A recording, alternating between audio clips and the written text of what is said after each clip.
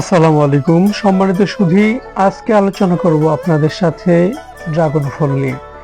আর আমি আপনাদের সাথে রয়েছি কুদ্দুস আহমেদ।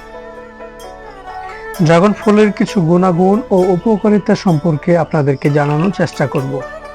এটি একটি বৈদেশিক ফল, কিন্তু বাংলাদেশের চাষিদের কল্যাণে তা দেশীয় ফলে রূপান্তর হয়ে গেছে। কিছু অসাধু চাষিরা ফল ধরার 15 থেকে 20 দিন পর বৃদ্ধি পাওয়ার জন্য হরমোন জাতীয় পদার্থ ব্যবহার করে। এতে করে ফলের আকার অনেক বড় হয়ে যায় এবং স্বাদ কমে যায়। স্বাভাবিক ড্রাগন ফল 200 থেকে 220 গ্রাম পর্যন্ত ওজন হয়, অনেকগুলো 250 গ্রাম পর্যন্ত ওজন হয়ে থাকে।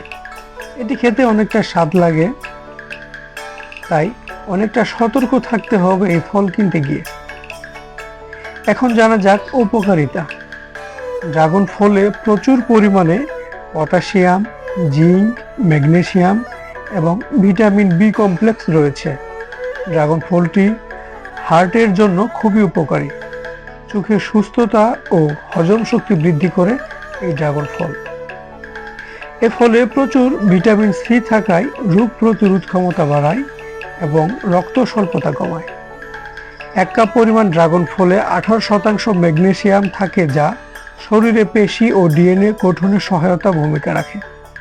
এই গুরুত্বপূর্ণ ফলটি চাইলে আমরা নিজেরাই আমাদের ছাদের টবে কিংবা বসত ভিটায় লাগিয়ে সুবিধা ভোগ করতে পারি।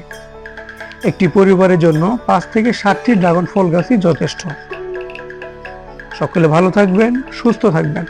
অন্য কোনো দিন কথা হবে। আল্লাহ হাফেজ।